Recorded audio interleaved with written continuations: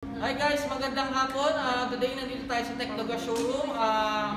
Kasama natin si Miss Lelaine Soliesa, ang technical assistant ng Exatech. So, kasamahan niya tayo para i-discuss o ituro sa atin kung paano gamitin yung pinakabagong air fryer ni Technic Model TAF32BO. So, nandito si Miss Lelaine para ituro sa atin yung mga specification, specs ng unit. So, ano-ano po kayo, Tam? So, una-una po, ang air fryer natin is merong 4-in-1 cooling function.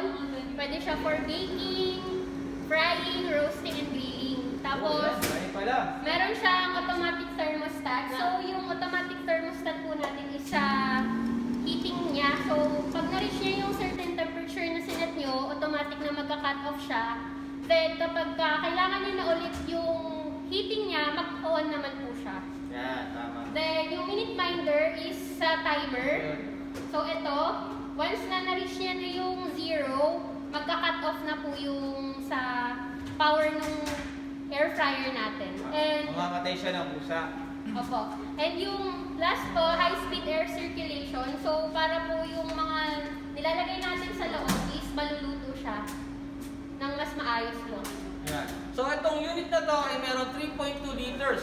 So, malaki yung capacity niya. Kasang-kasya yung isang buong manok sa halaga ng 3,995. So, available na po ito sa lahat ng appliances store nationwide po. Ayan.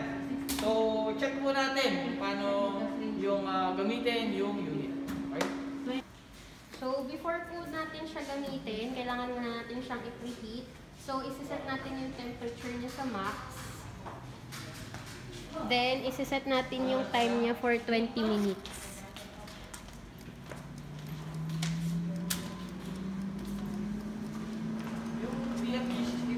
So guys, sa unang gamit, normal po na mausok siya at saka nangangamoy dahil meron siyang coating, yung heating element niya pagka-release sa factory. Then, normal lang po yun. Kailangan nyo siyang i-preheat bago nyo siya gamitin para po mawala yun. Siyempre, pagka ginamit mo siya nang hindi siya pinipreheat, possible na maghalo yung lasa doon sa niluluto mo, yung pinakanya maglalasa yun. Dapat ipipreheat mo muna, kagaya ng mga oven natin, parang ganun lang din sa electric oven. Okay?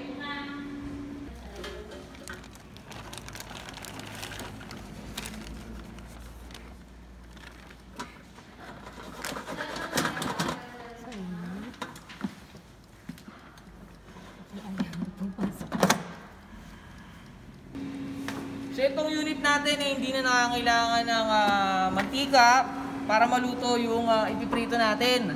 So recommended po ito sa mga nagda-diet, yan, mga hindi na ayaw nila ng mga makolesterol na pagkain. So tamang-tama po itong air fryer natin, Technic air fryer. So ayan, every 5 minutes po, open natin. Kailangan i-toast natin yung french fries. Tapos, itutos. Yan. Yan. Tapos, nakita nyo naman po, namatay po siya kasi Automatic pagka hinatak siya, mamamatay po siya. Tapos, ayan. Okay, yan. Mag-on Pagka siya binalik, mag-on siya ulit. Okay? So, ayan guys, ito na yung finished product natin. So, tinesting lang namin yung french fries. So, mas marami pa pong pwedeng iluto o prituin gamit ang ating Technic air fryer model TAF32BO. So ayan guys, sa mga question po, pwede silang tumawag sa mga numbers na makikita sa baba ng screen. Then mag-visit din po sila dito sa aming Technoga Showroom located at number 28 dito Ason Street, corner Dato Street, Barangay Don Manuel, Quezon City. So ayan, maraming salamat po sa mga nanonood, sa mga nagsusubscribe. Ayan, please like and share. Maraming salamat po.